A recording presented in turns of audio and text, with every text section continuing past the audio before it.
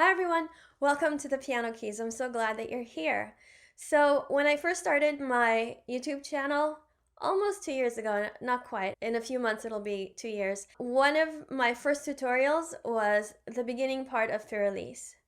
And apparently a lot of you liked it, and I keep getting requests to do the rest of the piece, like the entire thing, including the fast part, the hard part. And so far I've said, no, it's too hard for a tutorial.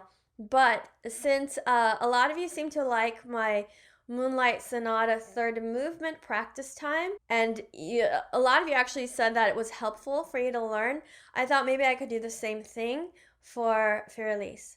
So in this video, I don't do like my normal tutorial where I tell you what finger goes on what note and all this other stuff.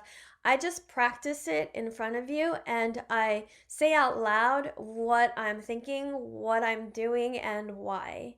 I make mistakes because that's what happens when you practice.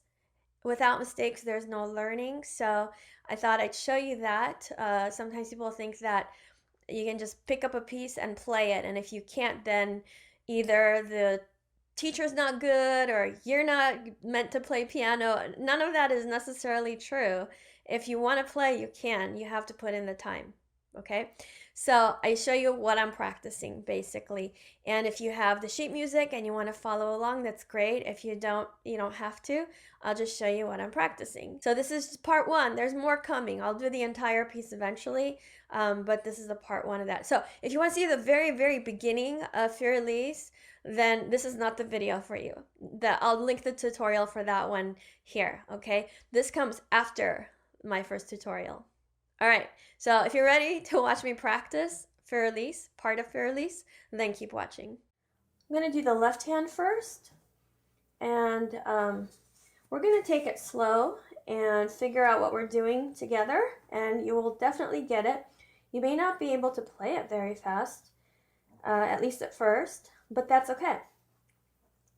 So I'm gonna start at the very end of part one. I don't know if you watched the tutorial or not, but it's the end of the famous part.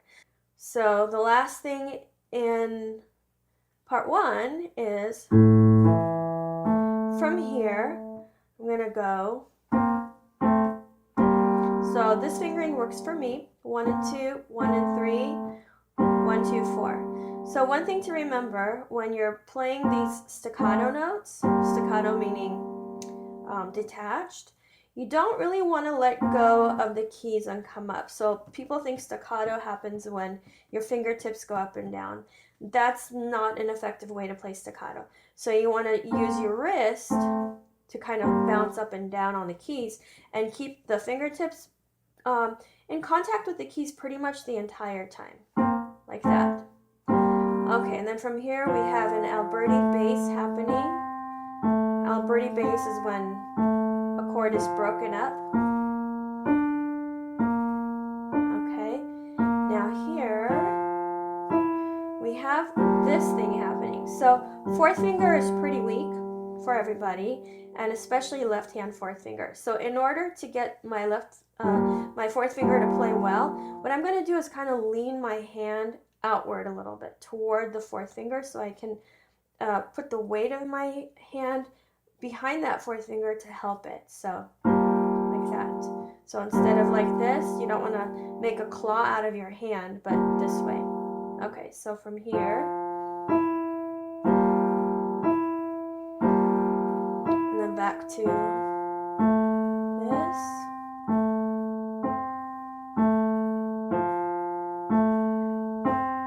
Now here, I'm going to switch to second finger on the A because of what's coming up next.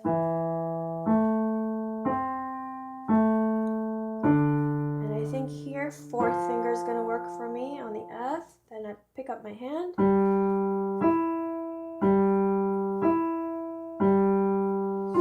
And then 2 and 4 on E and C, I think is going to be good. I'm going to stop there. I'm going to do that again. This time I'm going to use the metronome. And I'll start slowly, which is a good idea. So let's do with the metronome. I'm going to start with the metronome at 45, and I'll use the 45 as my 8th note beat. So 45 beats per minute, and I'm going to call that an eighth note. Here we go.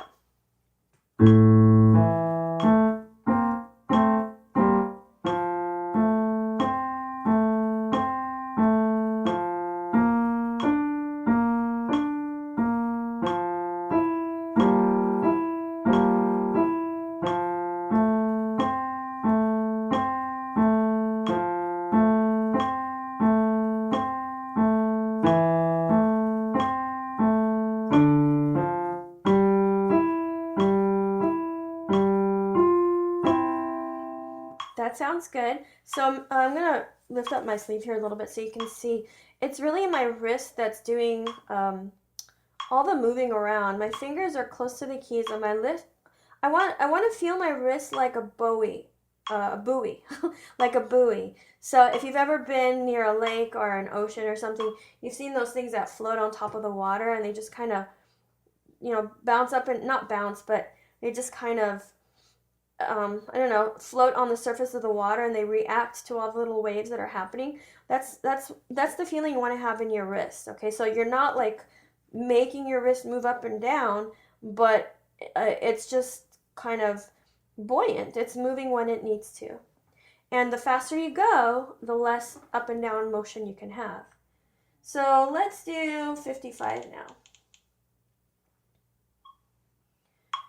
When you are practicing this, maybe you can't go from 45 to 55. Maybe even 45 is too fast for you. So, if maybe you want to go from 45 to 50 and do in smaller increments, that's fine.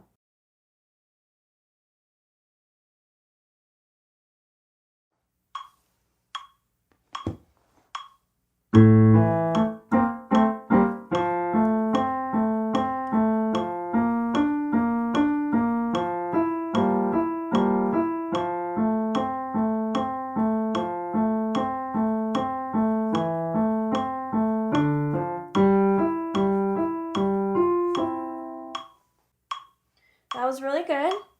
So let's go up to 85.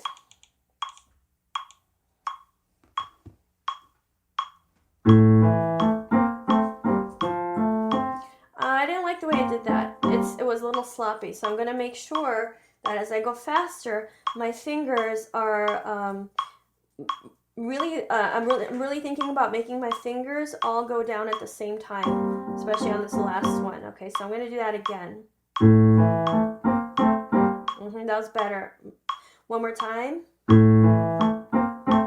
Okay, that was really good. So now I'm going to do it and move on.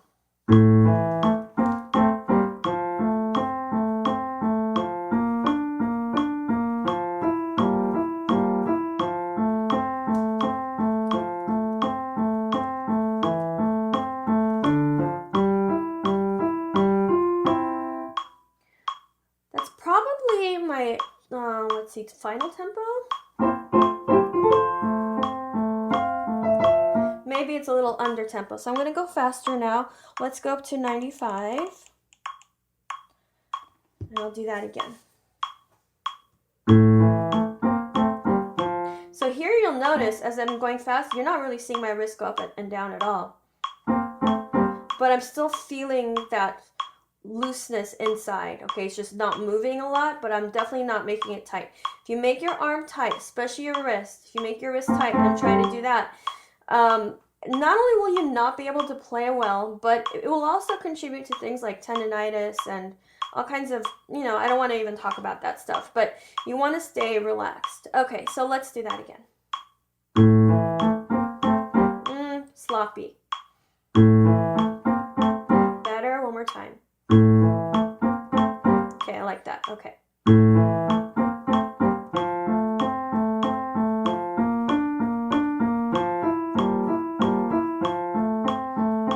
Keeping the fingers very close to the keys. Okay, so that's probably my final tempo. Now, I'm going to go even faster. I'm going to work the overload principle, which is basically you train at like a more difficult level, at a higher level than you'll actually need for performance. So one of the things you can do for overload principle is to go fast. Another thing you can do, believe it or not, is to go super duper slow, like really slow.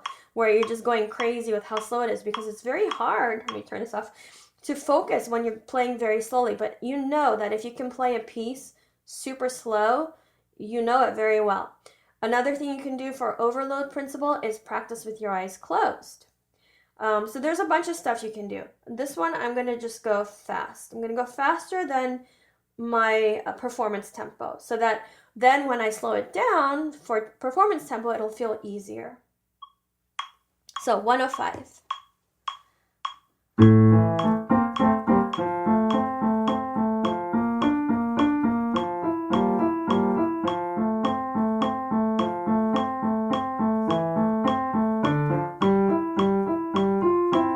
That's feeling really good, nice and solid. It's great exercise for your hand. I'm gonna go even faster, 115.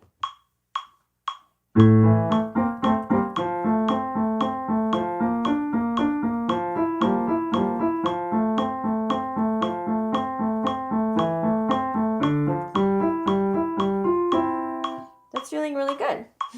I know I keep saying that, but this is actually not challenging for me. It's fun, but normally if I were practicing something that was technically challenging, I wouldn't just keep going faster and faster after playing it once. I would repeat many times at a tempo, then I would go on. But this one I'm able to do. So 125. Better with the metronome.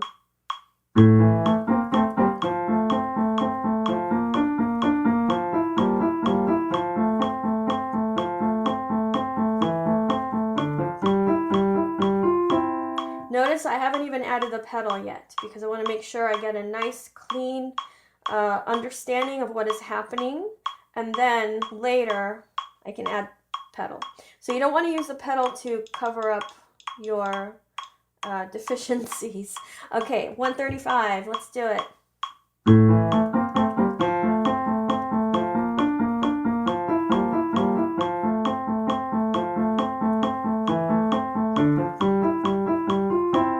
That feels really good.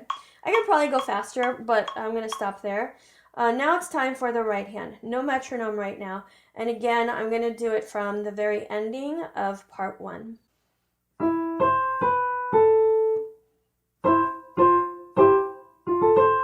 So here I have a fingering choice to make. I have 2 grace notes, F and A. So grace notes are not part of the counting of the music. They're not part of the beat. They're just added as decoration.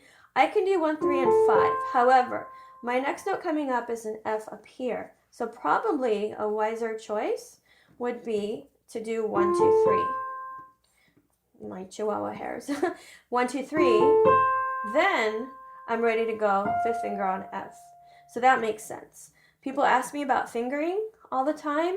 There are really no rules about fingering. If there's a rule, it would be that use whatever fingering allows you to play to the best of your ability.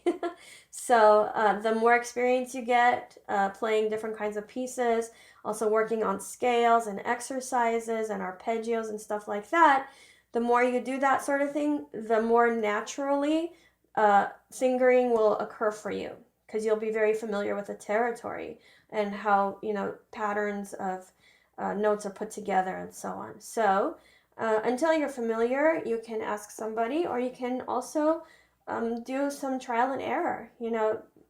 I think the best way to learn is to experiment. So I'm going to go again from here, actually from the ending of part 1. Now, 1, 2, 3. That sets me up to go to F. Here, I have an E that's going to be repeated really quickly. So because of that, I'm going to choose a fingering that allows me to repeat the note without it getting stuck. Like that. So 4, 3, 4, 3.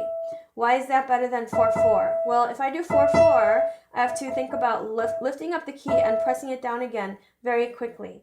Not only will that not be as successful as switching fingers, but I might actually develop some tension in trying to do that quickly. But if I do 4, 3, all I have to do is move that 4th finger aside and let the 3rd finger play. So it sounds cleaner, and it's also a lot easier to play. All right, so 4, 3.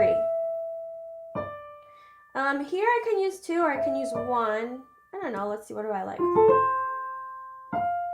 I think I like 1, and I don't even know why, I just like it better. So I think I'll do 5th finger on B flat. Now here again, I have an A that I have to repeat very quickly. So I'm going to start with 4th finger, then switch to 5th. So it'll go look like this. Okay? Move that 4th finger aside and play with 5th. Notice I'm not using my arm, I'm not doing this. Okay? I know I'm exaggerating, but I'm not doing that either. I'm literally moving that 4th finger aside and letting the 5th finger play. And then from here, we're just playing a scale going down.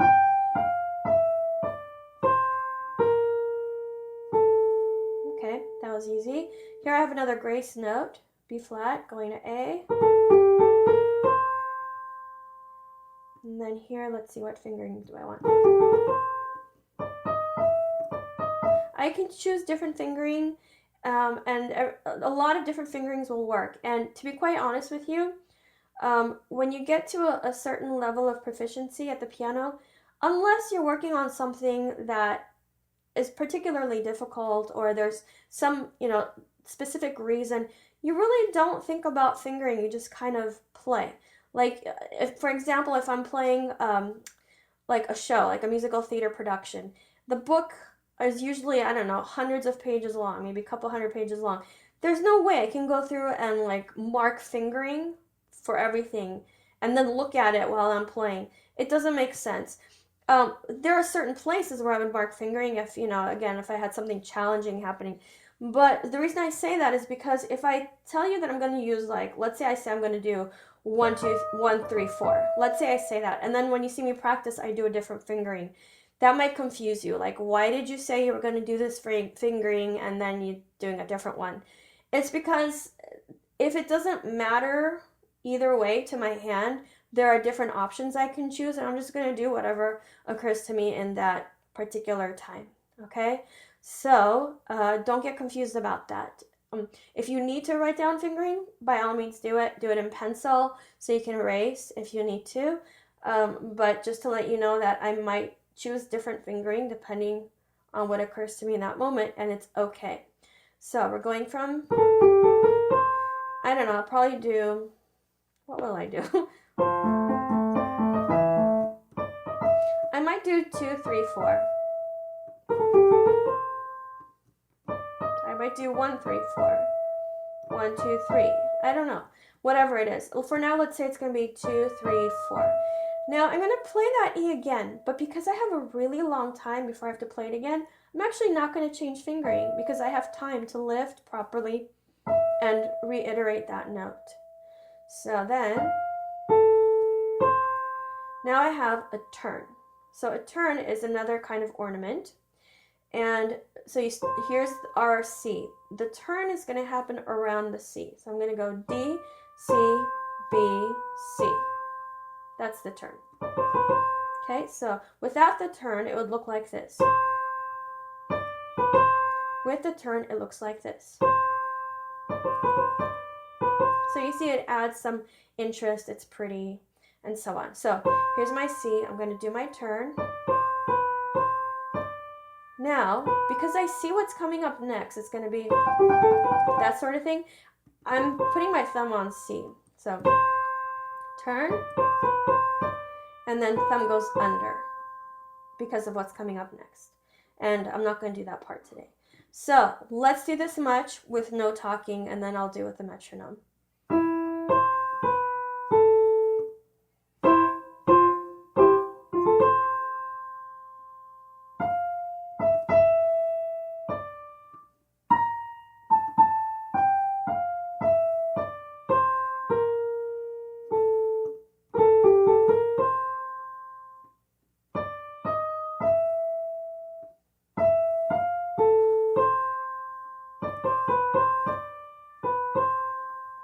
Okay, that felt really good. So now I'm going to add the metronome. Metronome is a great tool.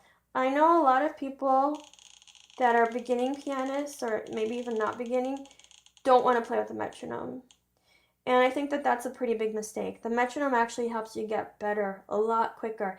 It shows you where your weaknesses are, because if you have to stick with the beat and then you come to a place where you like stop, then you know that's the part that you need to practice, okay? But if you don't have a metronome, then you can kind of cheat, you know, take extra time where you're not that good. So I know people tell me, oh, I'll use the metronome when I know the piece better. Well, that's your choice, but you're actually making it a longer process for yourself.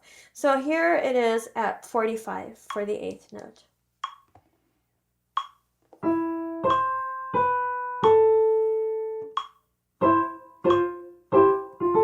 Notice I played the grace notes before the beat. Whoops, let me do that better. Okay, so the grace notes don't actually get a count. Let me do that again.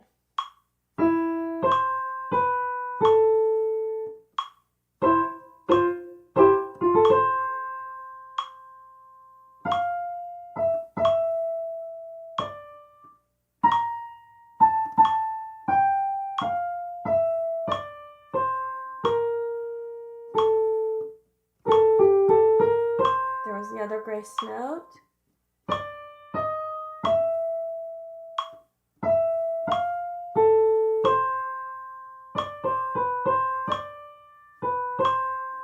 Okay, that was really good. So I'm going to go faster to 55. Oops, let me get the beat.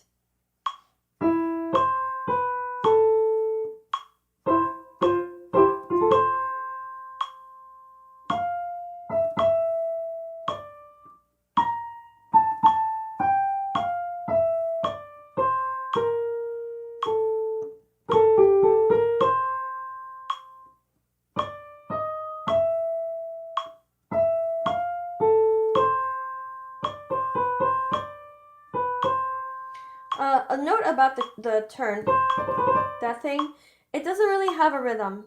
You can play it differently in different situations. So in this case, I'm choosing to put it right on beat, like 2. So 1, 2, 3. But in another case, you know, in another piece or whatever, you can do it in with a different rhythm. All right, moving up to 65.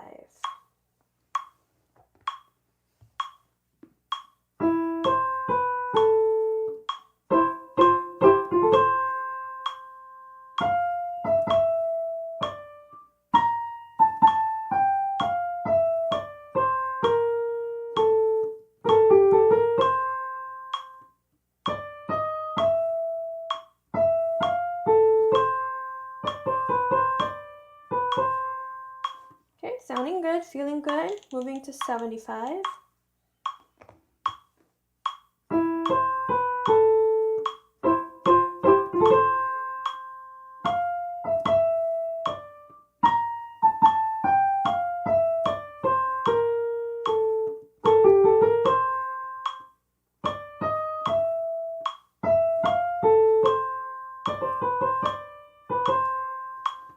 Alrighty, how about 85?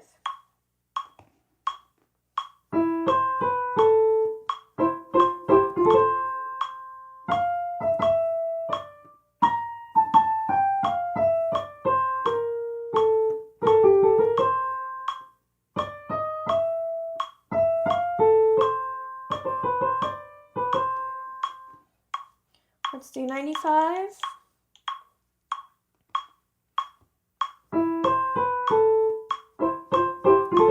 That did not feel good. I'm going to do it again.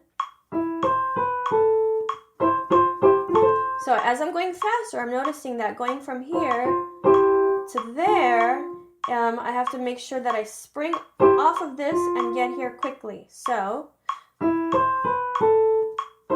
here, okay? From there. So the way I'm springing up is the wrist goes up, the arm moves sideways just a little bit. So I'm taking my thumb, so I'm doing this super slow for you. Wrist goes up, arm moves to the side, thumb is on F now, okay?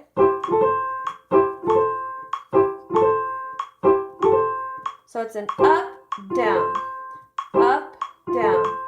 Don't try to do 2 downs. You'll get stuck. Up, down. So it's up, down. On the down, you do 3 notes. All right, here we go.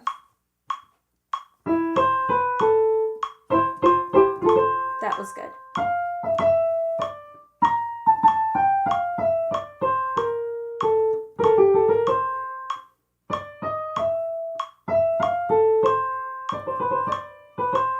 Okay, that was really nice. 105.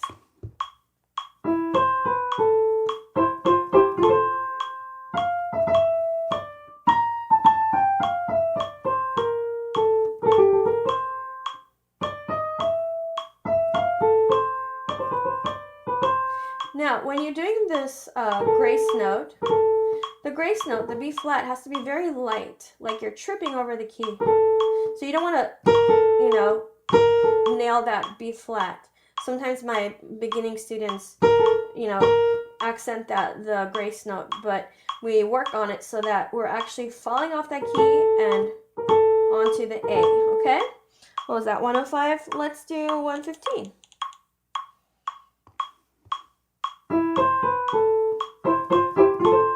I think I can do that better. Good.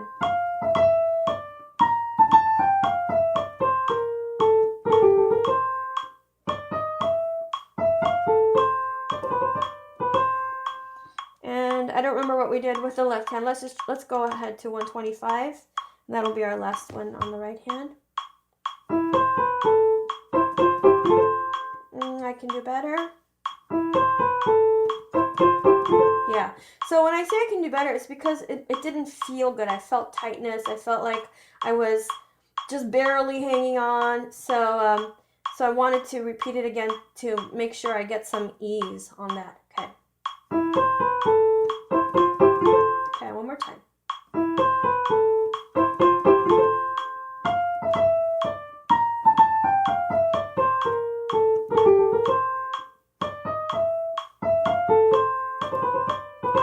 That was good. Now it's time to put the hands together. So let's go. I know we did 45 to start with for hands separate. But when you have both hands to think about, you should probably start slower. I'm going to do 35. So now this is going to feel super slow because I just did really fast. Oh, yeah, it feels really slow. Ah!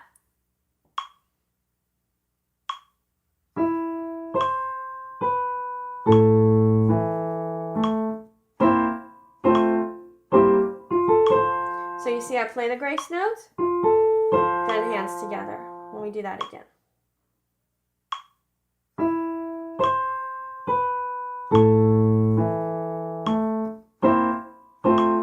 Grace note. There we go.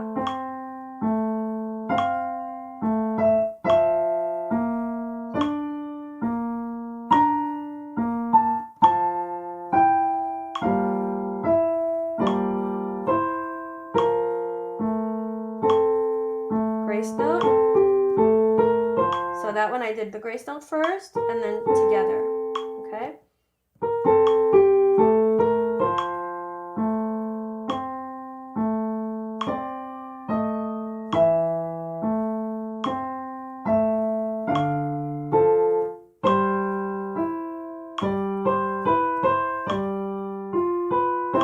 In this case, I'm doing the turn like a 2-to-1 ratio. 2 notes in the right hand for each note in the left hand. So watch. Let me turn off the metronome so I can show you. Turn off. Okay, so I do now. Together, right, together, right. That's how I fit the turn in there. Okay? I'm gonna go faster. Let's do 45. Remember, if you're learning this from YouTube, chances are that you're not a very experienced pianist. So you can take it even slower than 35. In the video settings, there's a speed control. If you do like 0.75% of the speed, it doesn't really affect the sound, but it definitely slows it down. So you can do that too. Okay, now I'm going to do 45.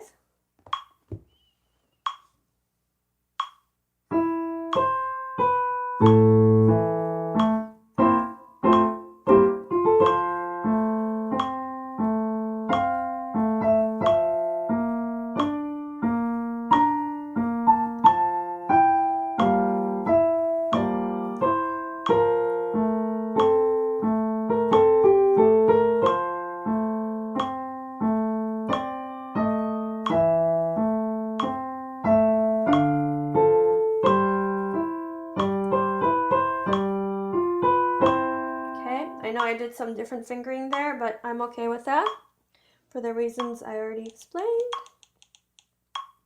Let's do 55.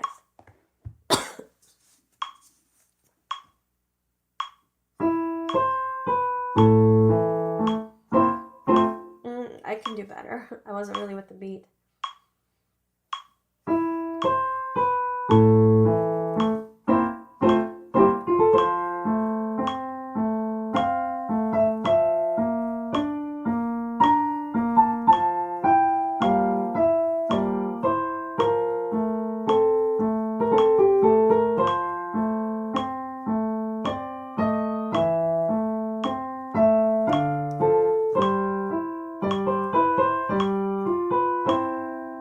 Good. How about 65?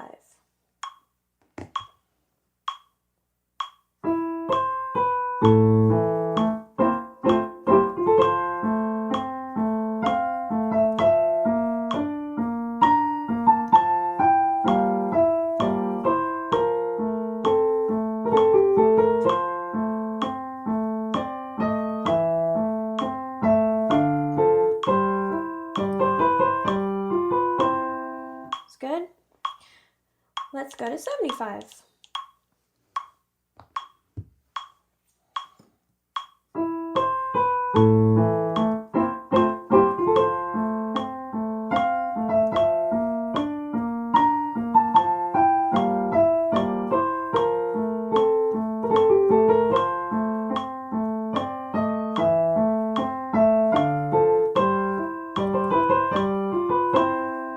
Okay, we're getting close to our performance tempo. Now, there isn't like one performance tempo. You can choose a faster tempo or a slower tempo. The same performer might do different speeds depending on the day and how they're feeling, and you know. So it's not like this is the only right tempo. Now, if you have a conductor, or if you're playing with a solo, you know, like you're collaborating with other people, other musicians, then, you know, you should decide on a tempo. But if it's a solo piano piece like this, do whatever you want.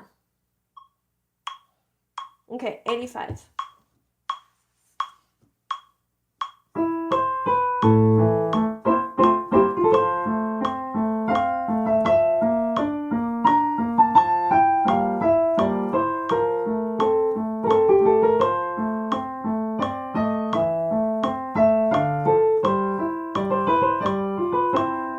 That was good. I think I want to go faster though. So I'm going to do 95.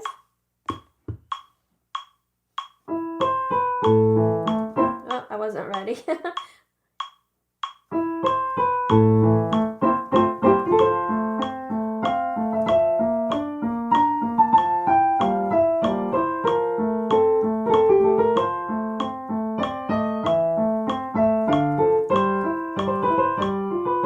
And again, I did a different fingering, but it worked. Just for fun, I'm going to go to 105. I don't know. Let's see, what's that tempo? Yeah, so it's not like super fast. In fact, it's a little on the slow side.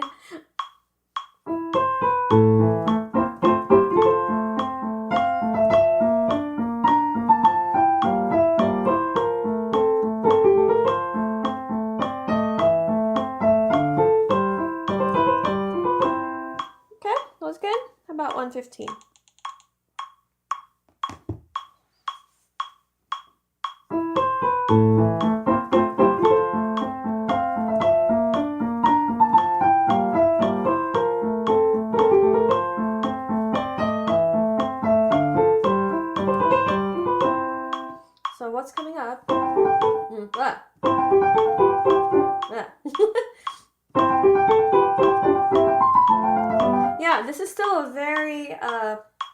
conservative tempo, believe it or not. I know it feels fast. And this is why I've resisted doing tutorial on the rest of Fur Elise, because it goes fast. But you know, you don't have to play it fast. So I'm going to leave it at this tempo.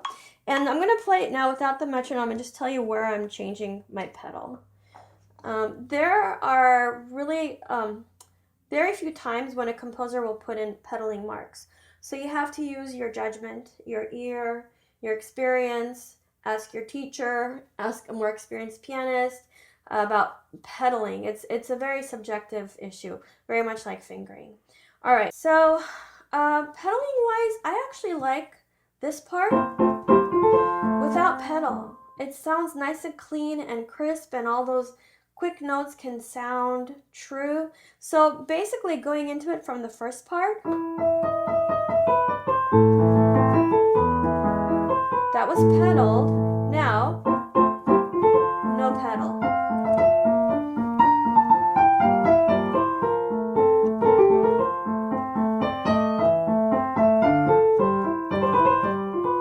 I like it just like that. It's very classical sounding. Classical meaning like from the classical period of music history, like there's romantic that comes after classical. Beethoven is considered late classical. He was like ushering in the romantic era. Mozart is pure classical. Believe it or not, back then they did not have pianos that are like our pianos. Their pianos were very, very different. And so some people say we want the piece to sound as similar to what their pianos would have sounded like as possible. Other people say, well, we have different instruments now. We can do different things. Other people are kind of in between. I'm in the in between. I take it on a case-by-case basis. And in this case, I like no pedal. That was my first practice session on the hard part of Fur Elise. Hope you liked it. Let me know what you think. Follow me on Instagram, The Piano Keys TPK, on Facebook, The Piano Keys, and my website is thepianokeys.com. If you want to learn how to read music and learn the rules of music, meaning how is music put together, in other words, music theory, then check out my piano bootcamp. It's linked in the information box below this video. Keep practicing, have fun, and I will see you soon. Bye!